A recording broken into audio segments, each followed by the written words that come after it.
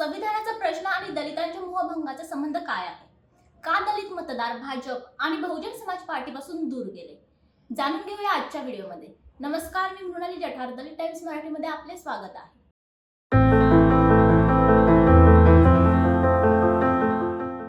समाजवादी पार्टीचे सुप्रीमो अखिलेश यादव यांनी 13 एप्रिल रोजी बिजनौरच्या नटहब येथे पक्षाच्या उमेदवार दीपक सैनी यांच्या समर्थनार्थ प्रचार करताना म्हटले होते की ही निवडणूक संविधान आणि लोकशाही वाचवण्याची आहे. एकेकाळी समुद्र मंथन होत असे, आता हे संविधान मंथनाची वेळ आहे. राहुल गांधी आणि अखिलेश यांनी निवडणूक प्रचारादरम्यान वारंवार संविधान वाचवण्याचा मुद्दा उपस्थित केला.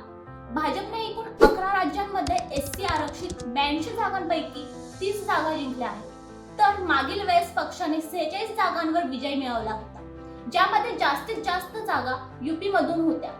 2019 मध्ये राज्यातील 17 एससी आरक्षित जागांपैकी 15 भाजपच्या खात्यात गेल्या होत्या, मात्र यावेळी केवळ 7 जागा भाजपला मिळाल्या. म्हणून म्हटले जाते की विरोधक देशाच्या दलित समुदायापर्यंत हा मुद्दा पोहोचवण्यात यशस्वी ठरले आहेत की भाजप बाबासाहेबांनी तयार केलेले संविधान बदलू शकते.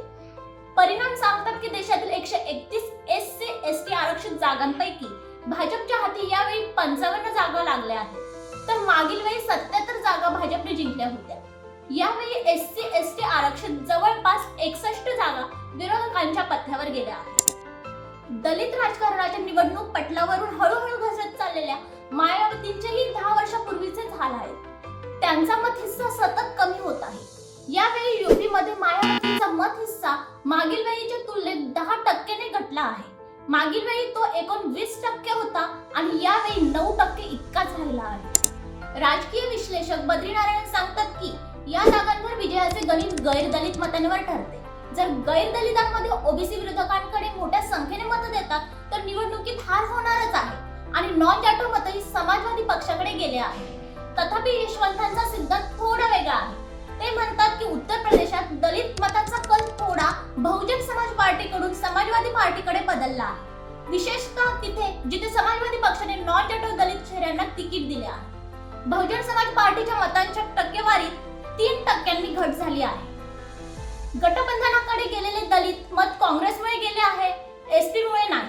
यूपीचे देशभरातील मतांचे प्रमाण जसंच्या तसं आहे. यूपीची कथा देशभरातील वेगळी आहे आणि राजस्थानाचीही, कारण या मागे भाजपची आपापसातले कलह, तिकिटांचे चुकीचे वाटप, काम न करणाऱ्या खासदारांचे तिकीट न कापणे हे देखील आहे.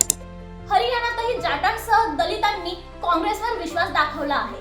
अंबाला आणि सिरसा दोन्ही एससी आरक्षित जागांवर काँग्रेसने विजय मिळवला आहे. जाणकार सांगतात की हरियाणा सारख्या राज्यात जाट आणि दलित समीकरण पूर्वीही काँग्रेस सोबत राहिले आहे आणि यावेळी तेच झाले आहे.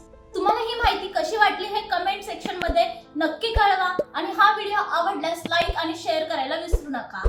अशाच नवनवीन अपडेट्ससाठी दलित टाइम्स मराठीला फॉलो आणि सबस्क्राईब